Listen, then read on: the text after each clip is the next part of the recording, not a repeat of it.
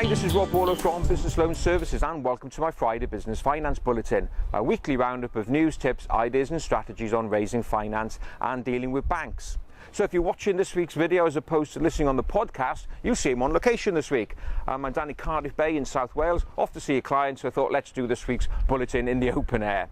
So what have I got for you this week? Well, we're going to be looking at business confidence, also going to be looking at what one lender is doing to help improve the skill set amongst businesses in the UK, alternative funding, what's going to happen there when the new Small Business Act comes in and the funding gap that many businesses are likely to see, and in my business finance tip of the week, a chat with sales guru Steve Clarke, where we look at the question, is there any difference between selling your product and service to the public and also selling your idea to the bank?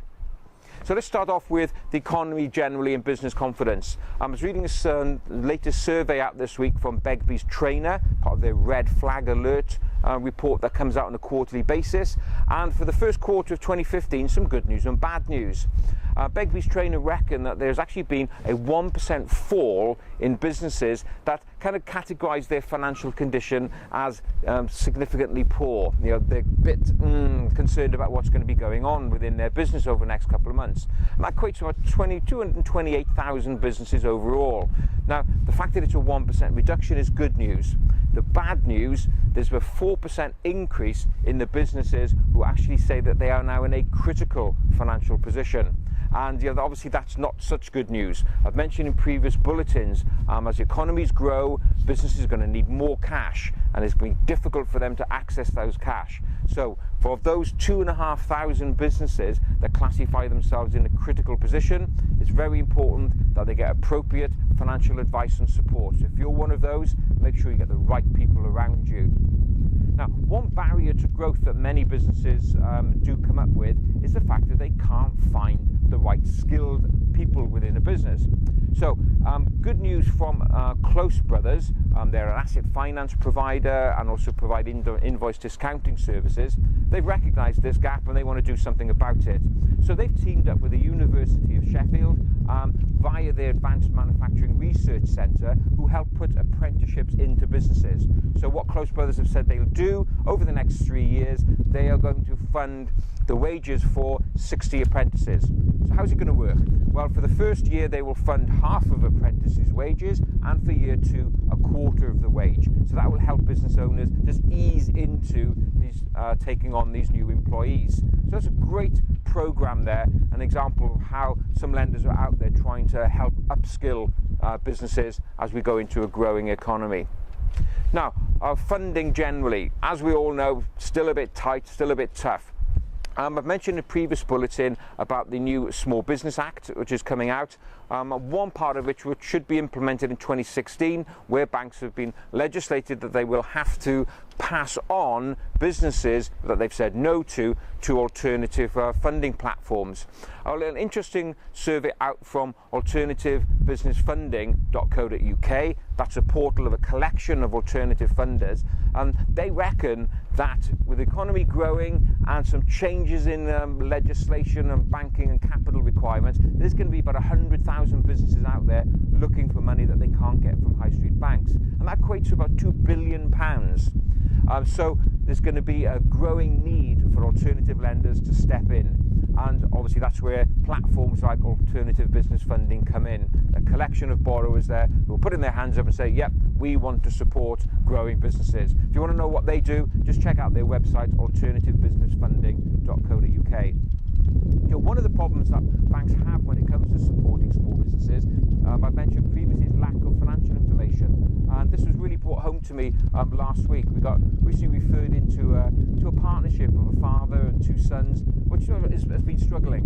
One of the key things that's held them back where the bank is concerned was that they lost focus in the business, and the last set of accounts that the bank had were over 3 years ago in 2012, and as a result the account is now sitting in the bank support unit, and that's adds added stress to the business.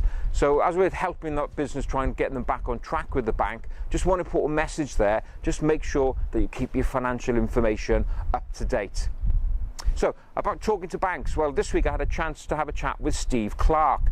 Steve Clarke is a professional speaker and helps businesses grow, particularly around sales strategies. And I had an opportunity to have a chat with Steve and asked him this question about, is there any difference between selling a product and service to the mass market and also selling your concept to a bank? So, let's go to that clip now. Rob, for my money, it doesn't matter if you're selling a company and looking to raise money, or if you're looking to sell widgets and products and services. It's the same thing that comes into the mind of a buyer. And I think people need to think about what's in the mind of the buyer when it comes to the financing and the funding side of things.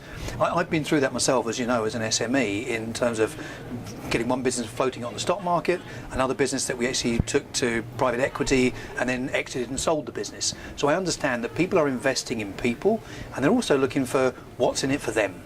Now, how does that vary from any other product or service? People don't want to buy your widgets, they don't want to buy your home, they want to buy how it feels and how it fits for them.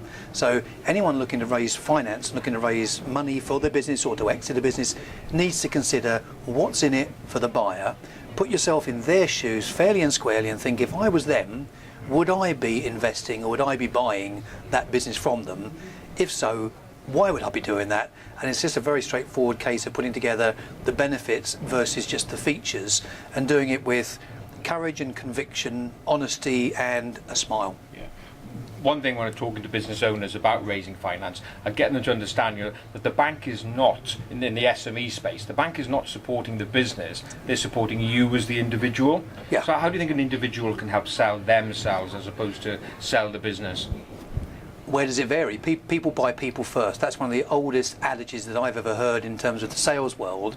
And you need to be congruent. Is that too much of a coaching word? But people do get that, I think. You need to be true to who you are and what you're selling. Because if not, the truth will out very quickly. And people looking to invest in you as individuals, there used to be a phrase, caveat emptor. Are you familiar with that? Which was buyer beware. The world has changed. We're all now so connected that it should be caveat venditor, seller beware. So if you're trying to get finance or trying to sell a business, but you haven't quite got the truth where it should be, in the very first stages of flimsy due diligence, it will out.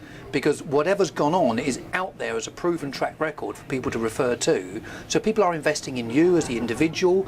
The business is kind of secondary. If you're believable, if you're good to what you're saying you do, if you've got happy clients and happy customers, they will be referring and speaking about you. That's also important. People tend to overlook how we have now not just your regular sales team at work, but also a referral sales team at work. So that if people are saying, you're great at what you do, you're good at what you do, people will listen to that an awful lot. So, some great advice from Steve there. Just remember, you're not only selling your business to the bank, you're also selling yourself. If you want to know more about what Steve does, you can check out his website, eurekasales.co.uk, and you can also follow him on Twitter, UK Sales Mentor. So that's it for this week. Thanks very much for joining me, and as ever, if you did enjoy the video, please feel free to share the link amongst your friends and colleagues. That's it for this week. Look forward to being with you again next Friday. Have a great, successful and profitable week. Bye-bye now.